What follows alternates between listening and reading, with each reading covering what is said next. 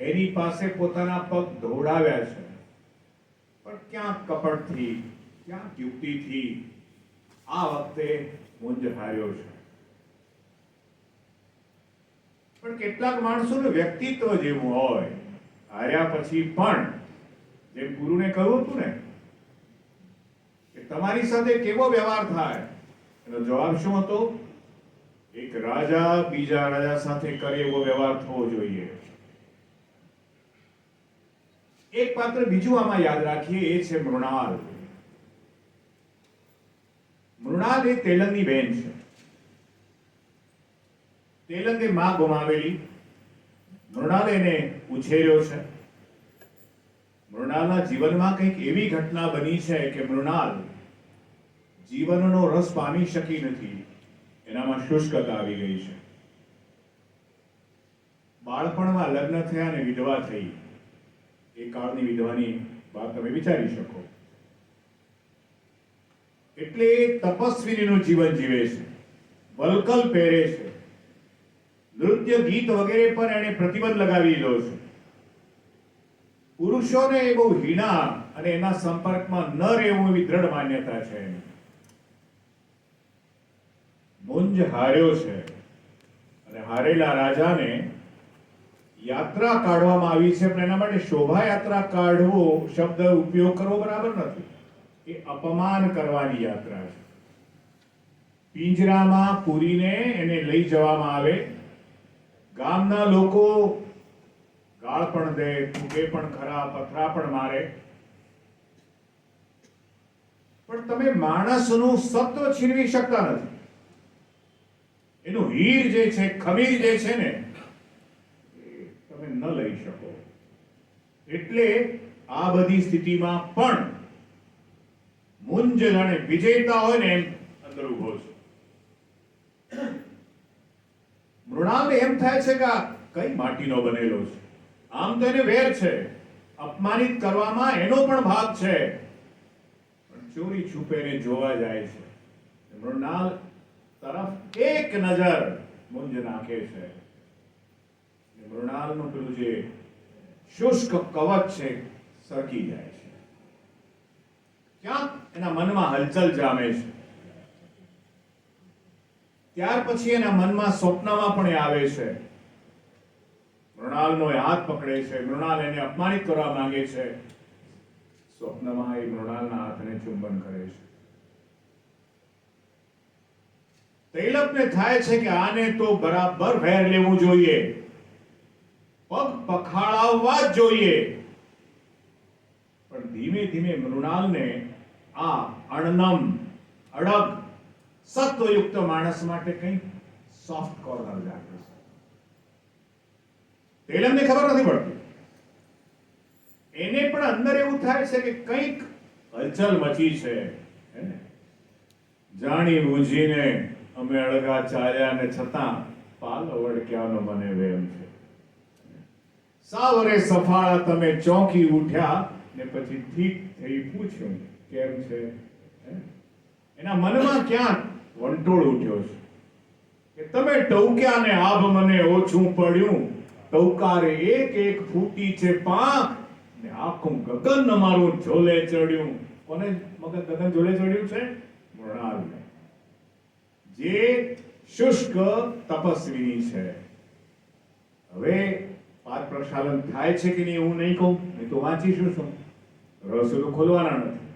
મૃણાલ એ પાદ પ્રક્ષાલન નહીં કરે તો તેલંગ એને છોડવાનો નથી. એને મારી શકે, એને સજા કરી શકે. તો જોઈએ હવે નાટ્યાત્મક અભિવ્યક્તિ, પાદ પ્રક્ષાલન.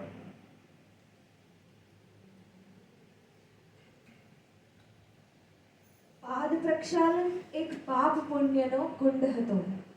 તેમાંથી જે કેદ થયેલા રાજાઓ નિર્વિઘ્ને નીકળી જતા, તેઓને પોતાનું રાજ્ય સામંત તરીકે ભોગવવા દેવાની રજા આપવામાં આવતી. અને જે કોઈ અભિમાનના તોરમાં તેમાંથી ન નીકળતા, તે હાથીને પગે કચડાતા કે કોઈ કારાગૃહમાં જીવન પૂરું કરવાનું નોતરું માંગી લેતા. તૈલપ પોતે અનેકવાર મુંજરાજના પગ ધોઈ તેલંગણના સિંહાસનની પ્રસાદી પામ્યો હતો.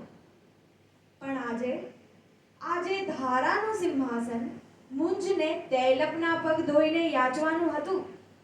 જો મુંજ પાદ પ્રક્ષાલન કરે તો તેની કીર્તિ સદાને માટે જાય અને તૈલપ પૃથ્વીનો નાથ ઠરે.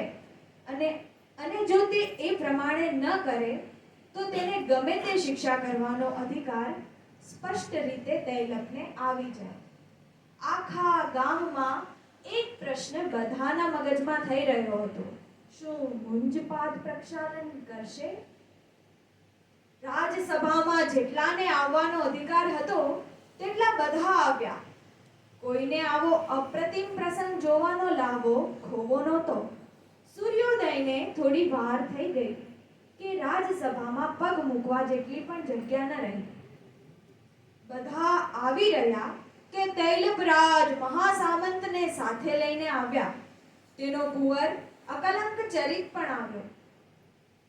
તૈલપની ગાદીની પાસે એક અંદર જવાનું બારણું હતું. તેની અંદરથી મૃણાલવતી, જક્કલા અને લક્ષ્મી પણ આવીને બેઠા. મૃણાલનું મુખ સખત ને ફીક્કું હતું. તેની આંખોમાં ભયંકર તેજ હતું. તેની મુખમુદ્રા જોઈને જ લોકોને લાગ્યું કે મુંજનું તો આવી બન્યું.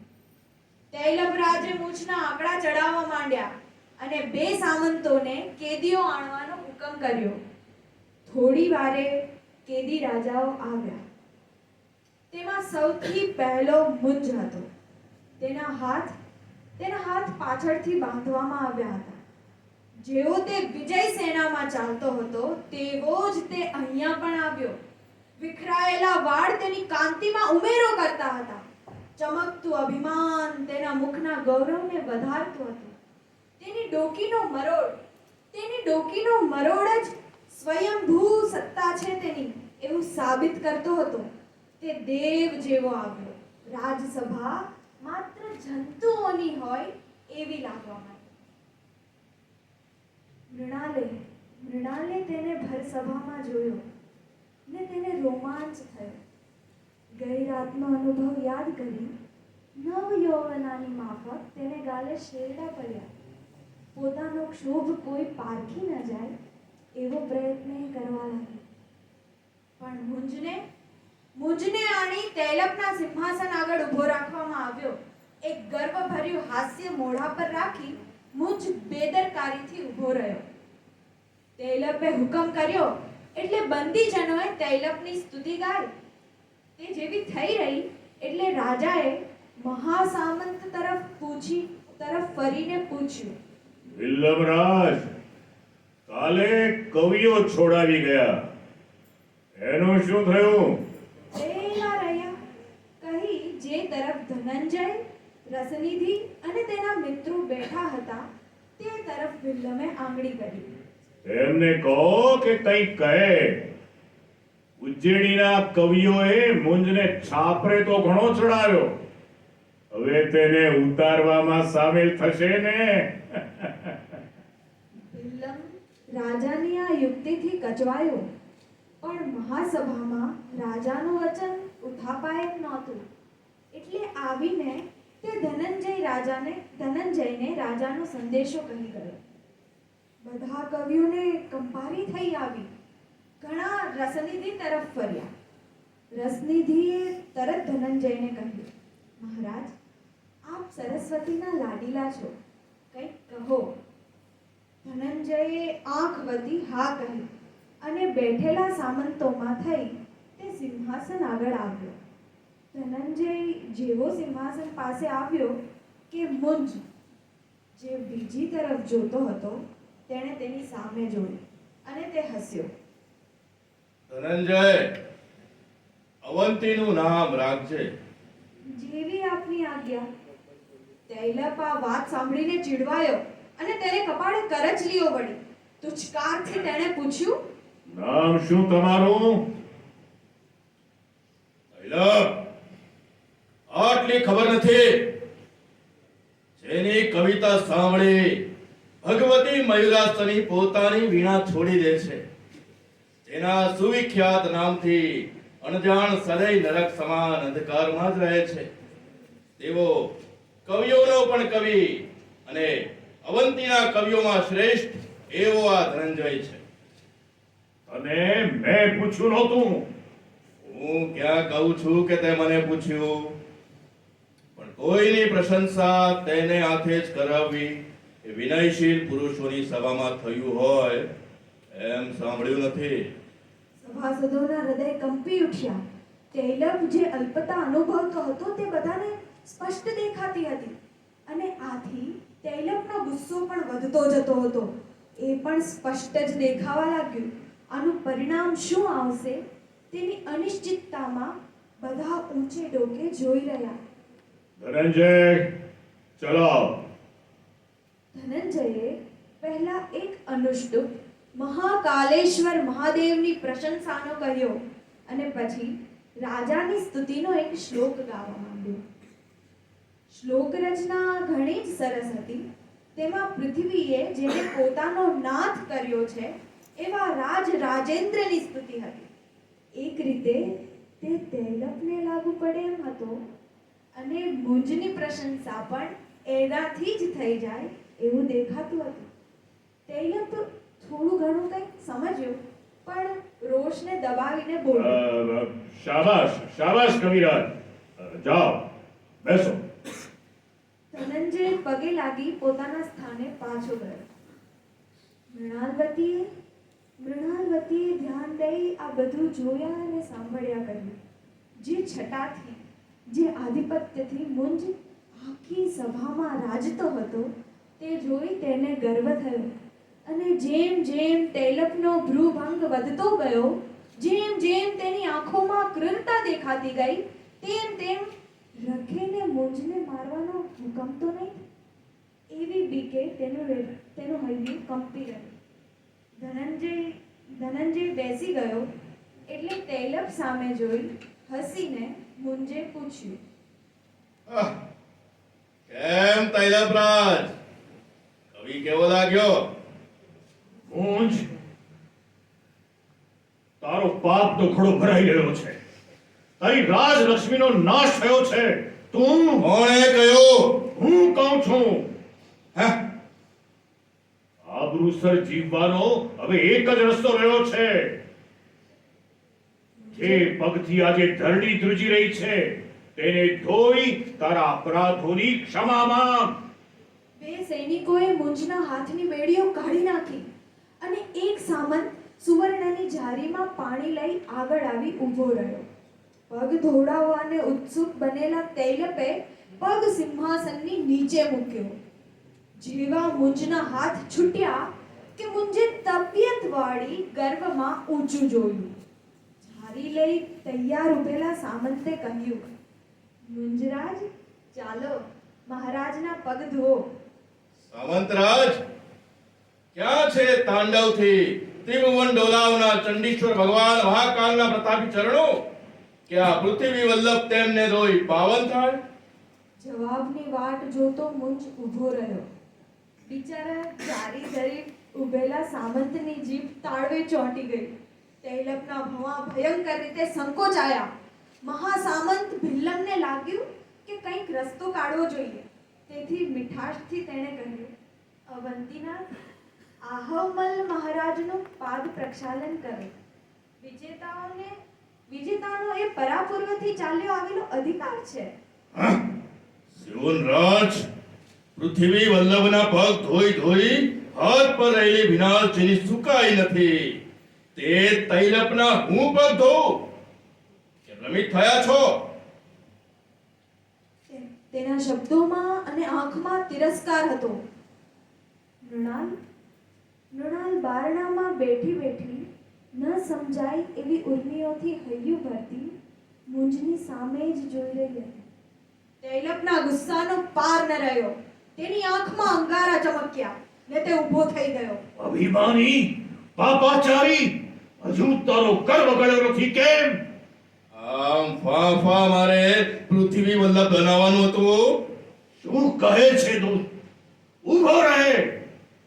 સામંતો, શું જોયા કરો છો? પકડો એ પાપીને, કઢાવો એની પાસે પાદ પ્રક્ષાલન. 4-5 સામંતો આગળ આવ્યા અને મુંજ તરફ ધસી ગયા. પણ મુંજનું પ્રચંડ શરીર ટટ્ટાર કરી બીજાઓ તરફ બેદરકારીથી જોતો રહ્યો. તેની આંખો અનિમિષ હતી. તેના મોઢા પર ગર્વનું હાસ્ય હતું. તેના માથાના મરોડથી જ તે બધાને ડારતો હતો. મૃણાલે જ્યારે આ બધું જોયું અને આ બધામાં મુંજનું વ્યક્તિત્વ કેવું નિરાળું, કેવું અપ્રતિમ ને કેવું દુર્દર્શ હતું તે જોયું ત્યારે તેને પણ ગર્વ થયો ને મુંજનો વિજય જોવા તે એકી ટશે જોઈ રહી. તેના પણ હોઠ પીડાયા. જે તેજ મુંજની આંખમાં હતું તે તેની આંખોમાં પણ આવ્યું. જે સામંતો પાસે આવ્યા હતા તે તૈલફ તરફ, થોડીવાર મુંજ તરફ વારા ફરતી જોતા ઊભા રહ્યા. પણ કોઈની મગદૂર નહોતી કે મુંજની પાસે પણ આવી શકે. શરમ છે કે આમ જોયા કરો છો? અકલંક ચરિત, તારામાં પણ પાણી નથી. આવો, ડરો છો શું કામ? મુંજે હસીને કહ્યું અને જેવા પેલા સામંતો તેને પકડવા આવ્યા કે તેમને સહેલાઈથી વિખેરી નાખ્યા. રાજસભામાં કોલાહલ થઈ રહ્યો. માનભંગ થયેલો તૈલફ બીજા સામંતોને કહેવા લાગ્યો, શું જુઓ છો? 8-10 બીજા સામંતો તૂટી પડ્યા અને મુંજના હાથ પકડ્યા. જે હાથને મૃણાલે ડામ અપાવ્યો હતો તેમાંથી કાચું માંસ નીકળ્યું. મૃણાલે તે જોયું અને નિસાસો નાખી આંખો મીચી. બીજી પડે તે પણ ઊભી થઈ ગઈ. મુંજમાં અદ્ભુત જોર હતું અને પહેલા તો તે સહેલાઈથી હસીને બધાને હંફાવા લાગ્યો, પણ આખરે તે ઊભો રહી શક્યો નહીં. તૈલફના મુખ પર ક્રૂરતા ભર્યું હાસ્ય દીપી રહ્યું. એકદમ જ મુંજ પડતું મૂકીને ધસ્યો અને અચાનક ધસારાથી જે સામંતો તેને ખેંચતા હતા તેમના હાથ છૂટી ગયા. જારી લઈ ઊભેલો સામંત આ ખેંચતાળની ગમ્મતથી નિશ્ચિત જીવે ઊભો જોતો હતો. જેવો મુંજ ધસ્યો અને નીચું માથું કરી તેને ખભાવતી જારીને ધક્કો મારી દીધો. સામંતના હાથમાંથી જારી ઉછળી પડી અને પાસે ઊભેલા તૈલફ રાજ પર પડી ગઈ. તૈલફ તેના આખા શરીર પર પાણીની ધારા અનુભવી રહ્યો. આ બધું એક વિપલમાં થઈ ગયું. મુંજને ઝાલી રહેલા સામંતોએ અજાયબીમાં હાથ છોડી દીધા. તૈલફ પડતો મુકિટ સાચવી રહ્યો ને મુંજ એકલો નિરાંતે ઊભો ખડખડાટ હસી રહ્યો. મૃણાલ બારણાના ઉમરા પર આવીને ઊભી રહી. તૈલફનો દેખાવ હાસ્યજનક હતો. તેના ગૌરવનો નાશ થયો હતો. તેણે હોઠ કરડ્યો ને એક બરાડો માર્યો અને મ્યાનમાંથી તલવાર કાઢી લીધી. 100 તલવારો બહાર નીકળીને મુંજની આસપાસ લોહી તરસી તલવારોની ઘટા છવાઈ રહી. પણ મુંજ નિડરપણે ઊભો રહ્યો. બધી તલવારની ધારોનો જવાબ તેની આંખોના તેજની ધારો દેતી હતી. દુષ્ટ, હવે જોઈ લે, મારો હરામખોરને! તલવારનો ખણખણાટ થયો. મુંજ ગર્વથી જોતો રહ્યો અને એકદમ જ એક અવાજ ગાજી રહ્યો, આ શું કરો છો? ક્રોધથી જ્વલિત થયેલી જગદંબા જેવી દેખાતી મૃણાલવતીએ તૈલફની પાસે કૂદીને આ શબ્દો ઉચ્ચાર્યા હતા. તેની આંખોમાં નિસ્સીમ સત્તા ચમકતી હતી. તેના અવાજમાં યુદ્ધની હાકલનો રણકાર હતો. તૈલંગણ આખો આ અવાજથી કંપતો હતો. તે અવાજ સુણી સામંતોની શમશેરો નીચી નમી ગઈ. તૈલફ પોતે પણ શર્મિંદો થઈ ગયો. શું કરો છો તમે? શરમાતા નથી? એક નિશસ્ત્ર નરેશ પર શસ્ત્ર ચલાવવા તૈયાર થયા છો? આખા તૈલંગણને કલંકિત કરવા તૈયાર થયા છો? તૈલફ રાજ, આ તમને શોભતું નથી. તમારા ધર્મરાજ્યમાં આ જાઓ, સભા વિસર્જન થઈ. મુંજને માટે પછી યોગ્ય વિચાર કરવામાં આવશે. ચાલ ભાઈ. અંશો તો તમને એવું લાગે છે કે મૃણાલે સભા વિસર્જન કેમ કરી?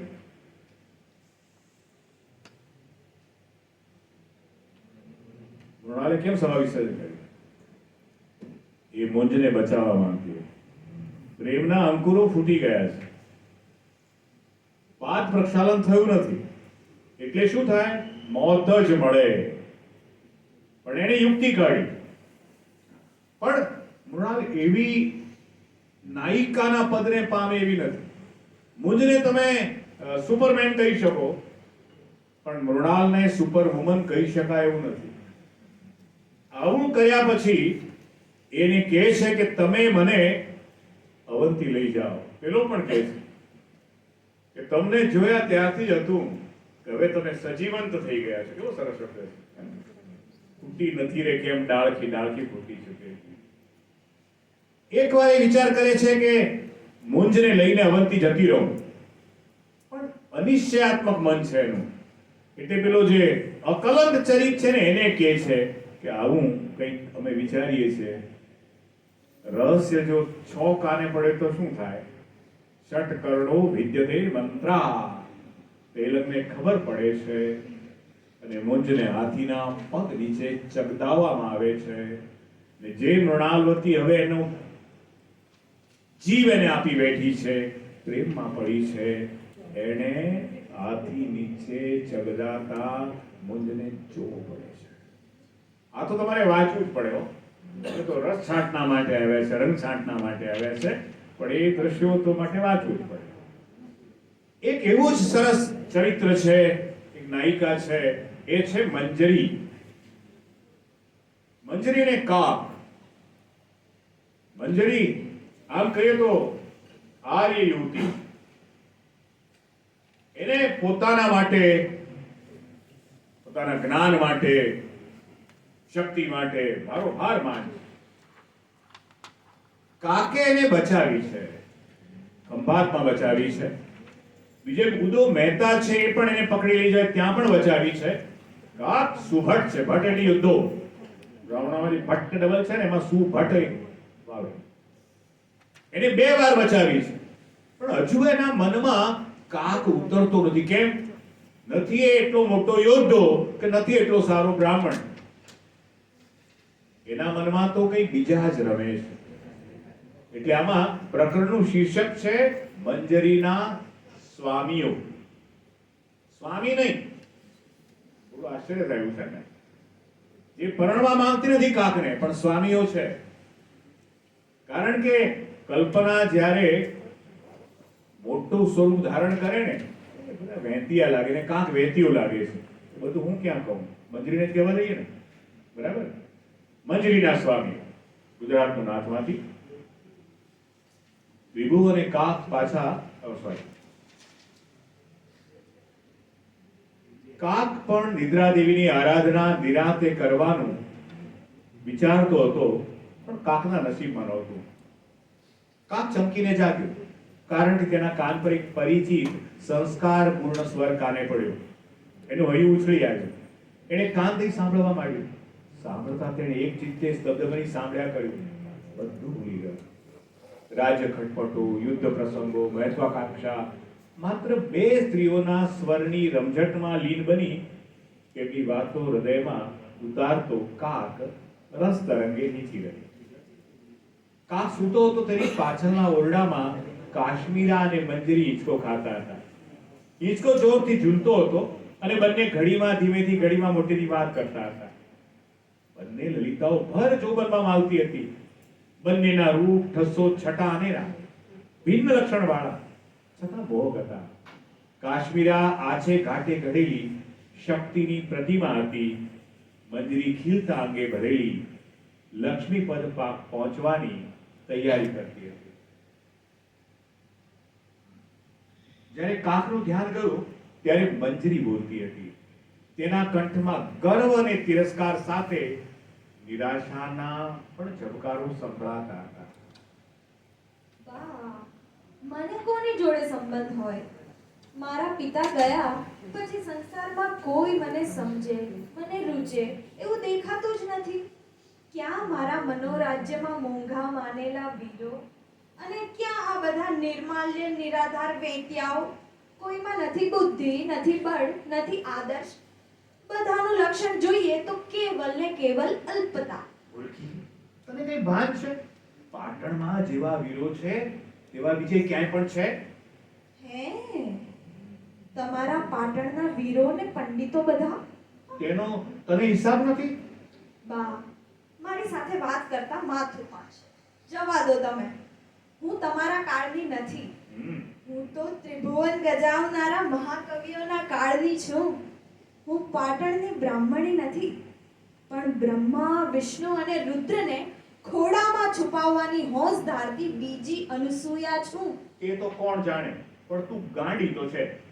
મારું ગાંઠ પણ મારે મન તો ડાપણ જ છે. પણ તું આમને આમ ક્યાં સુધી રહેશે?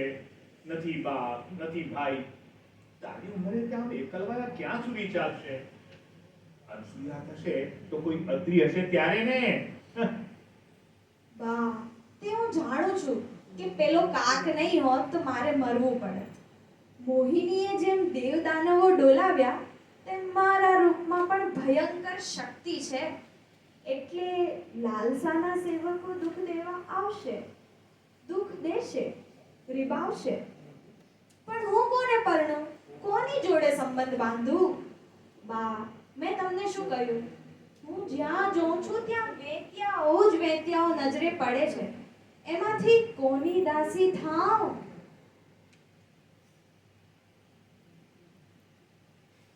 કોઈનો છૂટકો થયો છે કે તારો થશે? મંજરીના આ શબ્દોથી કાકનું હૈયું રડી ઉઠ્યું. મંજરીના વચનો ખરા હતા, છતાં કાકની આશાઓની તે કતલ કરતા હતા.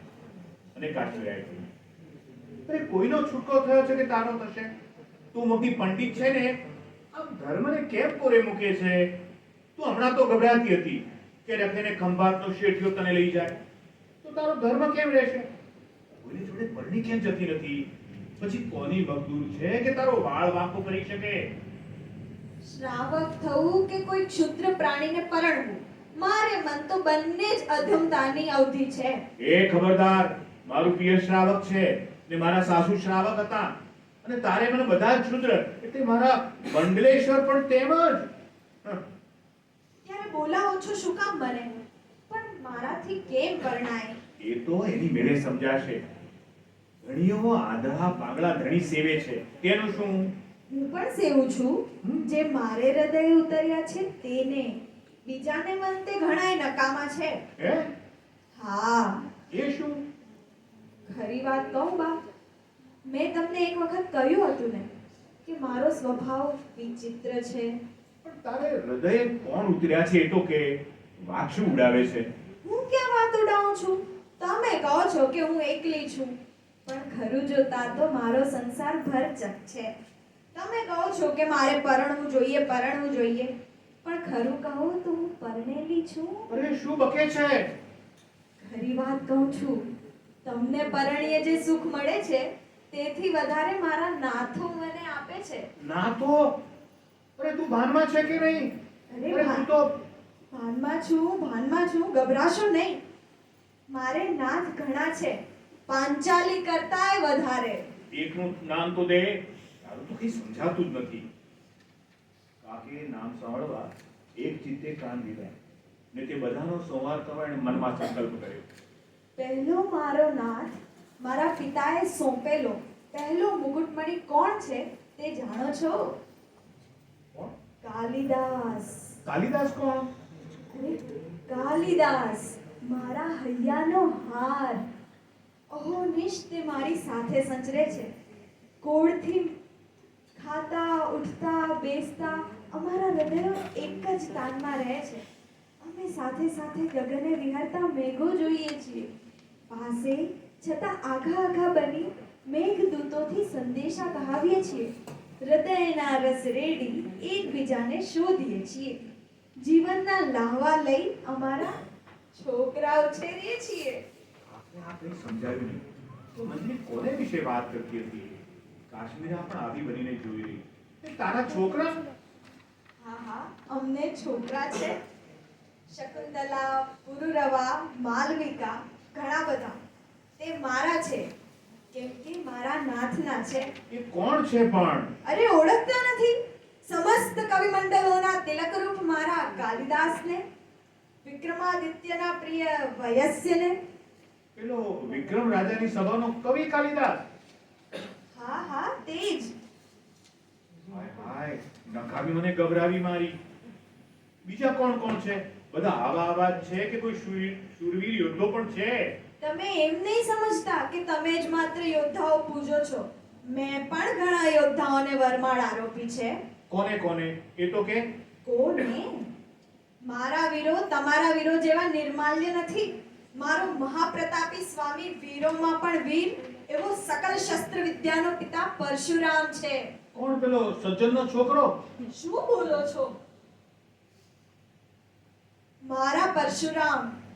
પરશુરામ તો ત્રિપુરારીનો અવતાર, અનેક ભીષ્મ અને કર્ણોને શસ્ત્ર વિદ્યા શીખવનાર મહાગુરુ, 21 વાર નક્ષત્રી કરી આખી અવનીને કંપાવનાર સમર્થ મહારથી, સર્વશાસ્ત્ર વિશારદ મહર્ષિ, પલકમાં આખી ધરા દાનમાં દેનાર જમદગ્નિનો પુત્ર. બા, તમે મશ્કરી કરો છો ને? ભલે ભલે કરો. તમારે મન આ પોથીમાંના વેંગણ છે, પણ મારે મન તો પ્રાણનો આધાર છે. તમે મંડલેશ્વરના પટરાણી બન્યા છો તો મગરૂરીમાં માલો છો. હું પણ બ્રાહ્મણ શ્રેષ્ઠ ભગવાનની અર્ધાંગિની છું અને તેમાં રાચું છું. બા, એને શબ્દે શાસ્ત્ર રચાતા, એની હાકે શેષ નાગ ડોલતો, એની પરશુની ચમકે મહારાજ્યો પાયમાલ થતા, એને તપે દેવ દેવેન્દ્રો ત્રાસી મરતા. પ્રાણ અર્પવો તો એવાને અર્પવો. એવી વાતો તે કામની શું? તેને તે કઈ સદેહ પરણાય? અરે કેમ નહીં? તમે મંડલેશ્વરને જુઓ છો, તેથી વધારે સ્પષ્ટતાથી હું તેને નિરખું છું. તેના શબ્દો સાંભળું છું, તેના જીવનના આદેશો સમજું છું. તમને તે નહીં દેખાતા હોય, પણ હું તો તેને જોઉં છું. જેવા તેને મહારાજ દશરથે જોયા હતા, એવા ભયંકર જટામંડળ ધારણ કરેલા, રાજાઓના વિનાશક, કૈલાસ સમાન જીતાય નહીં એવા, કાલાગ્નિ સમ સહન ન થાય એવા, તેજોથી જળહળિત, સામાન્ય નરોને ન દેખાય એવા, ખાંધે ફરસી મૂકેલા અને વીજળીઓના સમૂહ સરખું ધનુષ્ય અને ઉગ્ર શર લઈ ત્રિપુરનો નાશ કરનારા શંકર જેવા લાગતા ભૃગુવંશોત્પન્ન જમદગ્નિના પુત્ર પરશુરામને કૈલાસમિવ દુર્ધર્ષમ કાલાગ્નિમિવ દુસ્સહમ. કાકને છેલ્લા શબ્દો જાણે સુમધુર સંગીતમાં નાતા ઝરણાએ નીચે પડતા ઉચ્ચાર્યો એમ લાગ્યું. વળી તારી કથા છોડ ને, સમજાય એવું તો કઈ બોલ. આ તો તું બોલે ને તું જ સમજે. બા, તમે વીર વીર કરો છો તો આનું નામ વીર માનશો? હું તો તેની સાથે રહું છું, તેને વિજય પામું છું. ત્રંબક લઈ જનકને દરબારે જાઉં છું, એની પરશુ લઈ મારા હાથે ક્ષત્રિયોના શીશ ઉડાવું છું. અમે બે પૃથ્વી નક્ષત્રી કરીએ છીએ, ઇન્દ્રાસનો ડોલાવીએ છીએ. બા, તમને હું ગાંડી લાગતી હોઈશ, પણ મારે મન તમારો સંસાર તો માયાજાળ છે. મારો આ સંસાર સત્ય છે, પ્રત્યક્ષ છે. હવે તમારા આજકાલના વેત્યા વીરોનો મારે મન શું હિસાબ હોય? શી બહાદુરી પર મારા જામદગ્નિની વરમાળ આ બીજા નિર્માલ્યોને આરોપો? જો તારે જમદગ્નિ જોઈતો હોય ને તો આપણો પેલો કાકવટ છે, એનું ગોત્ર પણ કંઈક એવું જ છે. એ દિવસ તું ડાચાબૂટ કરતી હતી ને. કોણ કાક? બા, નહીં બોલશો એના વિશે. એ તે મોટો યોદ્ધો અને મોટો બ્રાહ્મણ. નથી આવડતું સંસ્કૃત, નથી પૂરા સંસ્કાર, નથી મોટો યોદ્ધો. તમે તો એની પાછળ ગાંડા થઈ ગયા છો. કાકનું હૃદય ધબકતો અટકી પડ્યું હોય એમ એને લાગ્યું. મંજરીના તિરસ્કાર ભર્યા વચનો તેને અલ્પતાના વિષના ઘૂંટડા પાતા હતા.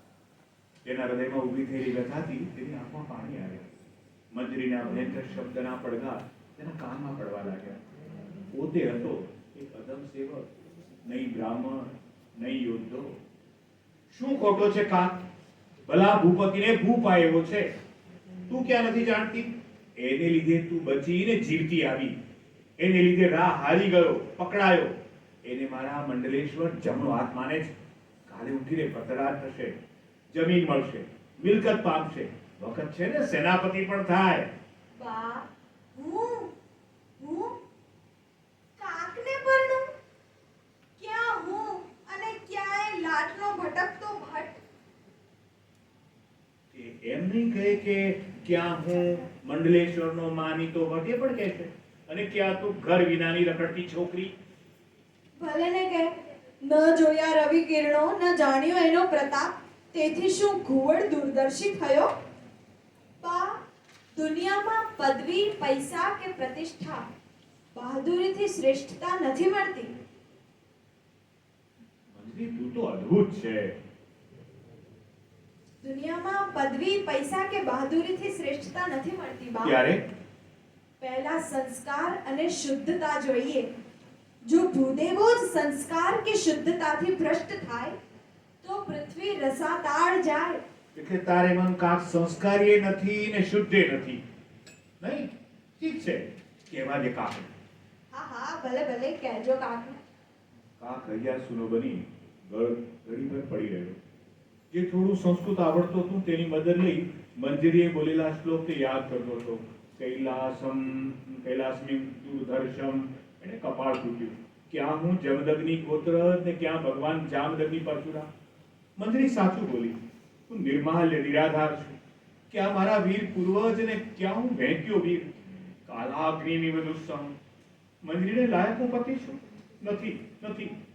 પાઘડીથી મૂંગો પડી રહ્યો.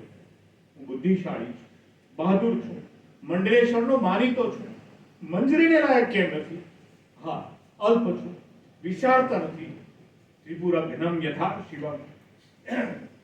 મંજરી, તારી વાત ખરી છે. મંજરી, ઠીક છે, તું પણ જોજે. કળિયુગ આવ્યો છે, પણ મારી રગમાં શુદ્ધ સનાતન લોહી ફરે છે. તું પણ જોજે ને, કાક નિર્માલ્ય છે કે રાજવી મર્દન છે.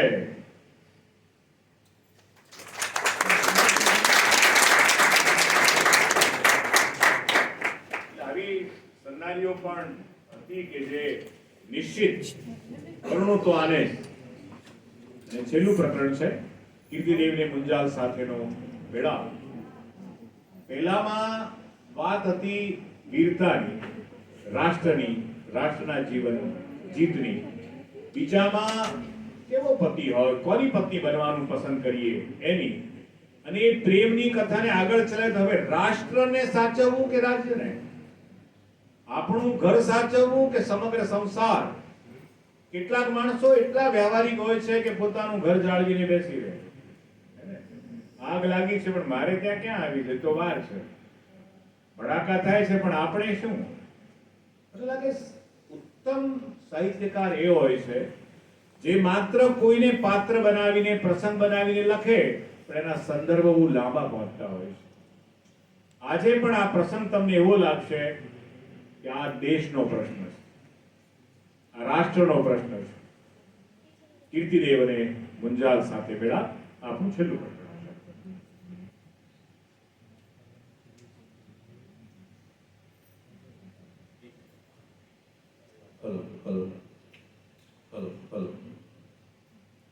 જ્યારે કાક મંજરીનું પાણી ગ્રહણ કરવામાં ગૂંથાયો હતો ત્યારે કીર્તિદેવ તેના જીવનનું મહાકાર્ય આરંભવા તત્પર થયો હતો.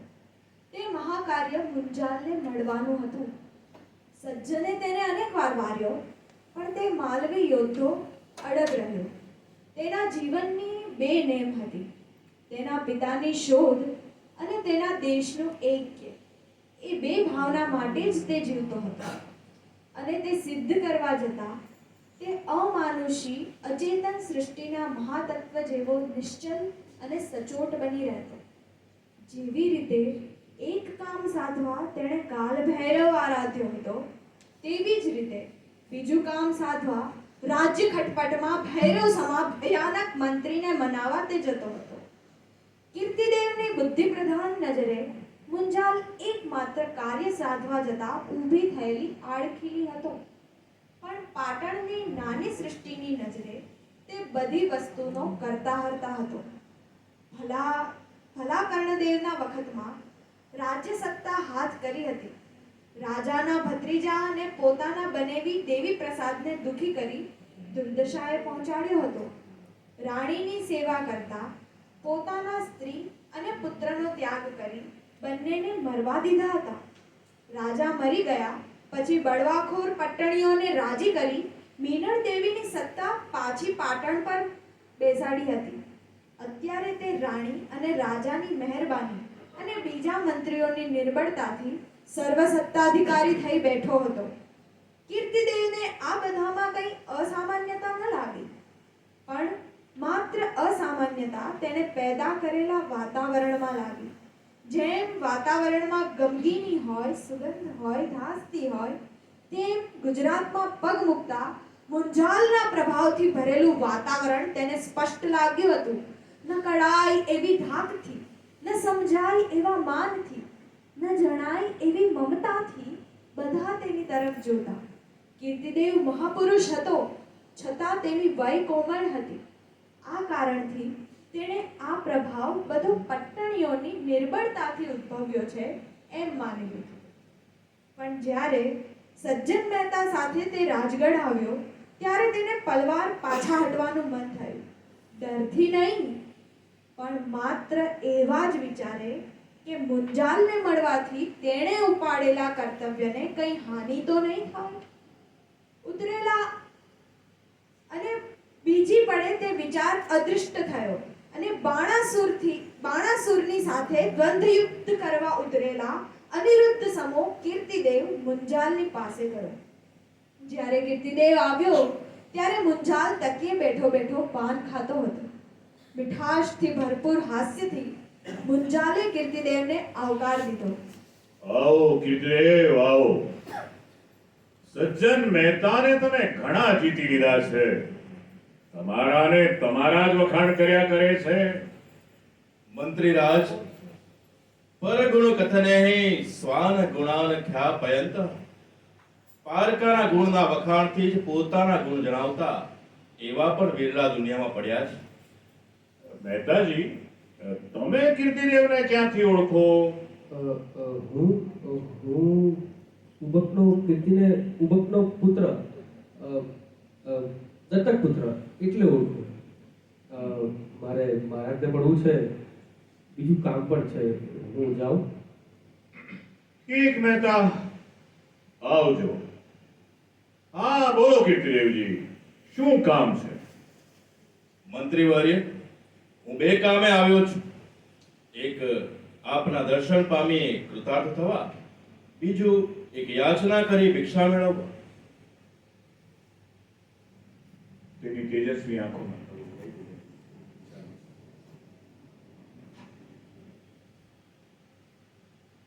કીર્તિદેવની તેજસ્વી આંખોમાં કપટ નહોતું, ઊંડાણ નહોતું, માત્ર સરળતા, શ્રદ્ધા હતી. તેનો સ્વર કોમલ હતો. તે સ્વરે, તે નજરે મંત્રીના હૃદયમાં ન સમજાય એવા સુરો પેદા કર્યા. પણ મુંજાલે તે સાંભળવાની કે સમજવાની તસ્દી લીધી નહીં. તેણે મીઠાશથી જવાબ આપ્યો. એકદમ પ્રેક્ટિકલ છે મુંજાલ, પેલો એકદમ આદર્શવાદી, બેરી ટક્કર. બોલો, શું કામ છે? કામ તમારા જેવાને સહેલ છે. ભટ્ટરાજ, તમને સહેલ લાગે, પણ ગમે તેવો પણ હું તો રાજ સેવક છું. આપ રાજ સેવક નથી, રાજના ભાગ્ય વિધાતા છો. તમારો ખ્યાલ ખોટો છે. ના મંત્રી વર્ય, અરે એટલું જ નહીં, પણ ભરતખંડનું ભાગ્ય પણ તમારા જ હાથમાં છે. મારા હાથમાં? હા, મેં ગુર્જર ભૂમિમાં પગ મૂક્યો ત્યારથી તમારા પ્રભાવનો પરચો જોતો અને સાંભળતો આવ્યો છું, અને તેથી જ યાચના કરું છું. શી? જેમ ગુજરાતનું રાજ્યતંત્ર એક આંગળીએ ધારો છો, તેમ આર્યાવર્તનું રાજ્યતંત્ર પણ ધારો. એટલે? મહારાજ, તમારા જેવાએ માત્ર એક રાષ્ટ્રની રાજનીતિ પાછળ જીવન સમર્પવું ન જોઈએ. આખા આર્યવર્તની રાજનીતિ હાથ કરો. છિન્ન ભિન્ન થઈ ગયેલા રાષ્ટ્રો, કુસંપી બનેલા રાજ્યોને એક તંતે બાંધો. તમારા જેવાની શક્તિ વિના તે કોઈ કરી શકવાનું નથી. કીર્તિદેવજી, શું અવંતીને પાટણની સંધિ વિશે કહો છો? જરા સ્પષ્ટ કહો. મંત્રી વર્ય, શું તમે એમ ધારો છો કે હું પાટણને અવંતીની સંધિ યાચવા આવ્યો છું? મહારાજ ઉબક પરમાર તરવારની ધાર વડે સંધિ કરાવે છે, સંધિ યાચતા નથી. ગઈકાલે એમણે ગૌરવ છોડી માગણી કરી, તે માત્ર મારે લીધે. તે માગણી ફરીથી કરી. માનભંગ થવા, અવંતીને અલ્પતાપ મારવા હું ફરી આવું એવો નથી. ટણીઓ વિગ્રહ માગશે તો શું માલવીઓ આપશે નહીં? મુંજાલના મુખ પર એકાગ્ર થયેલી મુંજાલના મુખ પર એકાગ્ર થયેલી કીર્તિદેવની આંખોમાંથી તેજના તણખા નીકળવા માંડ્યા. જેમ તેની વાચાનો પ્રવાહ વધ્યો તેમ મુંજાલના પ્રભાવનો ખ્યાલ ઓછો થતો ગયો. કીર્તિદેવ એક દેવનો દૂત હોય તેવો લાગતો હતો. તેની નિર્મલ કાંતિ ભભૂકી ઉઠી. તેની એકવડી સુકોમલ દિસતી કાઠી અણદીઠી રીતે ધ્રુજવા લાગી. ત્યારે તમે શું માંગો છો? મહારાજ, માત્ર પાટણ અને અવંતી વચ્ચે કુસંપ છે એમ નથી. સપાદ લક્ષ અને માલવાને વેર છે. કાન્ય કુબ્જાદીપ ચંદ્રદેવ મહારાજ માલવા અને સપાદ લક્ષ બે સાથે લડે છે. ચેદીરાજ કીર્તિવર્મા સાથે વળે છે. ચિત્તોડના રાવલની મહેચ્છા દિન પ્રતિદિન વધતી જાય છે. આ બધાના વેર સમાવવા છે. આ બધાને ભેગા કરી એક મહાપ્રબલ સૈન્ય પેદા કરવું છે. અને એ બધું કરવા આર્યાવર્તને એક મુત્સદ્દી જોઈએ છે. એ પદવી તમે લેશો? આ બધી મહેનતનું કંઈક કારણ? કારણ આર્યાવર્તને માથે ભય જજુમે છે મંત્રીરાજ. કેવા પ્રકારનો? મહારાજ, એટલે કાલે રાજ્યસભામાં તમે પેલો અર્ધનગ્ન નેચ્છ જોયો કે અહીંયા તો એકલો છે. કાશ્મીર પાસેની જાતના અબજ યોદ્ધા છે.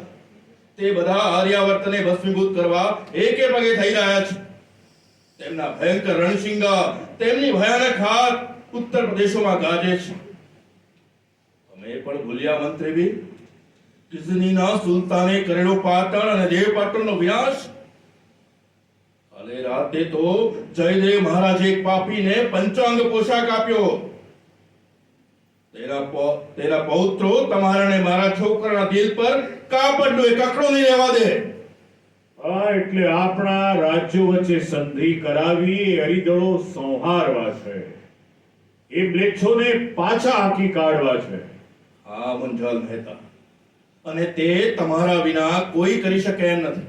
મુંજાલ વિચાર કરતો હતો. તેની પ્રભાવશાળી આંખો કીર્તિદેવ પર ઠરી રહી. તે મનમાં આ બાલ યોદ્ધાની પ્રશંસા કરી રહ્યો હતો. તે થોડી વારે બોલ્યો, કીર્તિદેવજી, તમારી વાત સાચી છે, પણ મારાથી કે ગુજરાતથી એમાંનું કાંઈ નહીં બને. કેમ? તમે બાળક છો, નહીં સમજો. આવી સ્પષ્ટ રીતે કોઈ અત્યાર સુધી કહ્યું નહોતું. પણ 4 વર્ષ પર એક અમારો જતી હતો, તે પણ એમ જ કહેતો હતો. શું? મને તેના બોલ યાદ આવે છે. તે કહી ગયો હતો, તમારા મંત્રીઓની મહેનત ધૂળ મળશે. તમારા દીકરા દીકરી ગીઝડીના બજારમાં વેચાશે. મને સ્પષ્ટ સાંભળે છે. તેની વાત સાચી છે, માટે જ કહું છું કે મારું કયું માનો. કીર્તિદેવ, તમારી વાત સાચી ભલે હોય, પણ દરેક સત્ય વાત શક્ય નથી હોતી. શક્ય ન હોય તો થવી જોઈએ. ત્યારે દુનિયાનો છેડો આવે. શક્ય વસ્તુ ન હોય તો હાથમાં ન સાવી એ મારું સૂત્ર છે. પણ તમે બધું શક્ય કરી શકો એમ છો. તમે મહામાત્ય થયા ત્યારે ગુજરાત કેવું હતું અને આજે કેવું છે. પણ હું મહામાત્ય હતો તે ખબર છે, ને તે છતાં મારી પીડા હું જાણું છું. કીર્તિદેવજી, તમે માંગણી કરી મારું ગૌરવ વધાર્યું છે. જો હું એક મહારાજ્યનો મંત્રી હોત, મારા તાબામાં 10,000 સામંત હોત, તો હું તે સ્વીકારત. તે નથી એટલે લાચાર. તમે બધું કરી શકશો. મેં ઘણા ખરા રાજાઓને સમજાવ્યા છે. એ બધા તમારું માનશે. એક ચલ્લું નહીં માને. ભય વિના પ્રીતિ સાંભળી છે. તમારા વિચારના તેજમાં તમને આંખે અંધારા આવ્યા છે. કુસંપ કરતા સંપ કરવો વધારે કઠણ છે. તે તો મેં કાલે જ જોયું. તમારે ઘેર બેઠો સંપ આવ્યો, પણ તમે સ્વીકાર્યો નહીં. નહીં તો તમારી પીઠે આજે પાટણ અને અવંતી બે હોત. કીર્તિદેવ, શબ્દોની શોભાથી હું છેતરાતો નથી.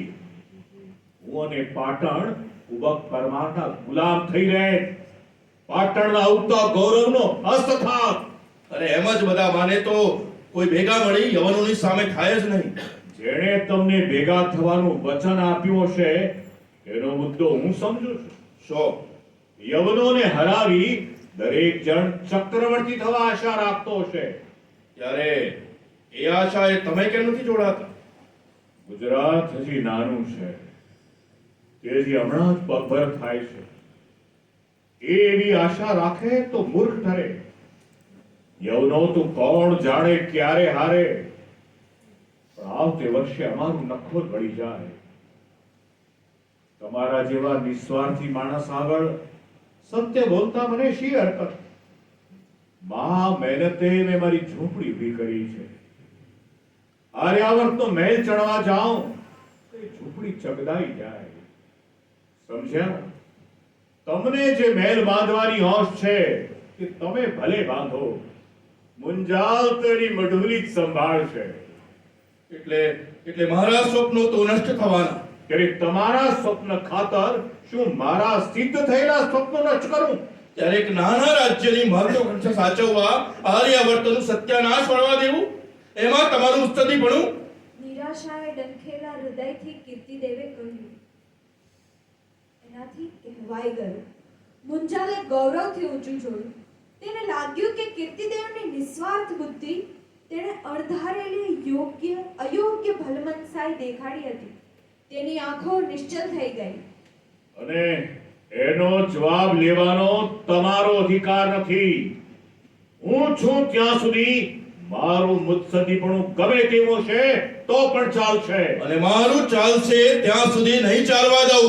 એવું મને ઘણા કહેનારા મળ્યા છે. અને તમે તે બધાનો પરાજય કર્યો છે. તમે એમ ધારો છો કે આર્યાવર્તના ભવિષ્યને આડે આવતા તમે ફાવશો? મંત્રીરાજ, તમે ડરાવતો નથી, પણ ખરી વાત કહું છું. હું થોડે દિવસે અવંતી જઈશ. સમય આવે મારી ઈચ્છા સિદ્ધ કરીશ. દેશના રાજાઓના સૈન્ય વડે મ્લેચ્છોનો સંહાર કરાવીશ. અને જીવતો રહીશ તો બતાવીશ કે સત્યમેવ જયતે, નહીં કે તમારી ટૂંકી બુદ્ધિની સ્વાર્થ રાજનીતિ. તો ખાતરી કરાવી દઈશ કે ગુજરાત એ આર્યાવર્તનું અંગ નથી, પણ સ્વાર્થી શ્રાવક ધનાઢ્યોને ધન સંચય કરવાનું ચૌટું છે. વખરાજ કહે છે તેમ પાટણ માત્ર અવંતીનું મંડળ થવાને જ યોગ્ય છે.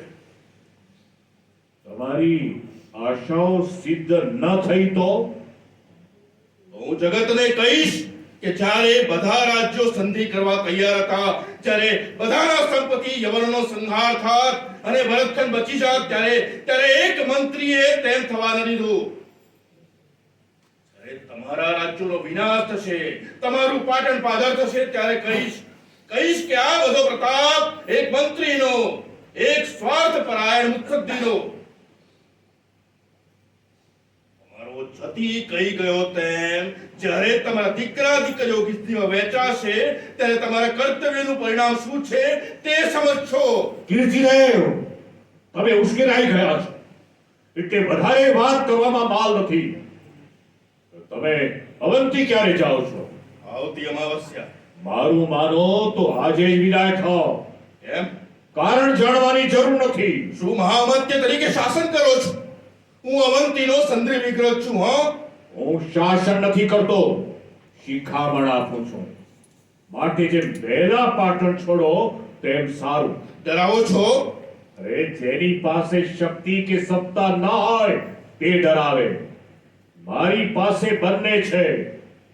જય સોમનાથ. આવજો. શાંતિથી મુંજાલે કહ્યું અને તે ઊભો થઈ ગયો. કીર્તિદેવ નીકળ્યો. તેના મનમાં નિશ્ચયાત્મક બુદ્ધિનો પ્રવેશ થયો હતો. તેનું હૈયું ગુસ્સાથી અને નિરાશાથી બળી રહ્યું હતું. તેના ગયા પછી તેની પાછળ મુંજાલ એકી ટશે જોઈ રહ્યો અને આખરે બબ્યો. શું છોકરો, શું પ્રભાવ! આવો પુત્ર હોય તો 71 પેટી થાય. શું બોલવાની છટા! ભયંકર, ભયંકર! એને અહીંયા રહેવા નહીં દેવો જોઈએ. પર્વત પણ પીકળાવવાનો એની જીભમાં જોર છે. અરે, બહાર કોઈ છે કે?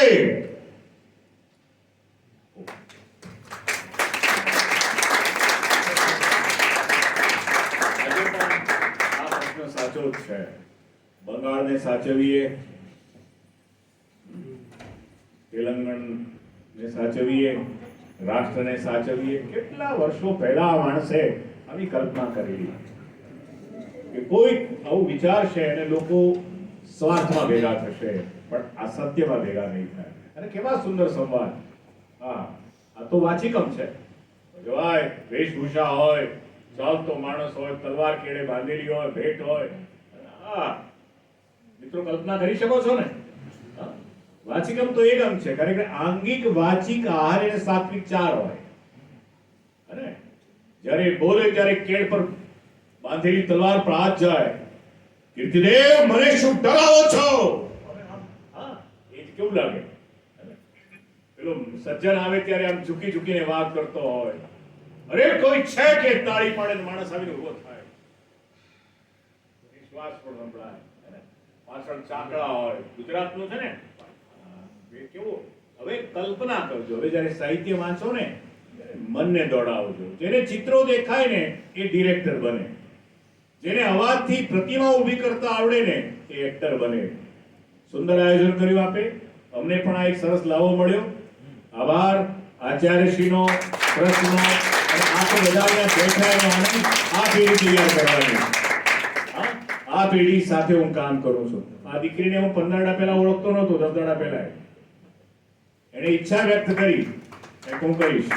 તમારાથી માંથી પણ કોઈને જ્યારે એમ થાય કે સારા વક્તા બનવું છે, સારા કલાકાર બનવું છે, તો અમારા આત્મીય છે. આ કોલેજના તમારું જે થિયેટર બન્યું ને રણછોડ, શું નામ, રસોપરી અને રસિકલાલ છોટાલાલ પરીખ, એના ઉદ્ઘાટનમાં મેં નાટક કરેલું શર્વિલક. એના ઉદ્ઘાટન એટલે મને એ પણ આનંદ છે. શર્વિલક કરેલું. શર્વિલકમાં આવી આંટી વૃત્તિઓ રાજકીય વધારે છે. આભાર, આનંદ, ધન્યવાદ. ખૂબ ખૂબ આભાર સાહેબ આપ સૌનો. અને આ બધા માટે આ કદાચ આ પહેલી વાર એવો પ્રયોગ હતો કે એમણે વાચિકમ સાંભળ્યું હોય. કારણ કે આ કોમર્સના વિદ્યાર્થી છે એટલે એમને આ પ્રકારની રસ પ્રમાણમાં ઓછું હોય, પણ છતાં એક વિશિષ્ટ પ્રયોગ આપણે કર્યો અને આપ સૌએ ખૂબ આનંદ કરાવ્યો અને એક આખું શબ્દચિત્ર અમારી સામે થોડું કરી દીધું. આપ સૌનો ખૂબ ખૂબ આભાર. ડૉક્ટર હરીશભાઈ વ્યાસ, પ્રાધ્યાપક દિગેશ વ્યાસ, દ્રષ્ટિબેન અને એમની સાથે કેયુરભાઈ, એ ચારેયનો SK કોલેજ વતી ખૂબ ખૂબ આભાર માનું છું સાહેબ. આજે માતૃભાષા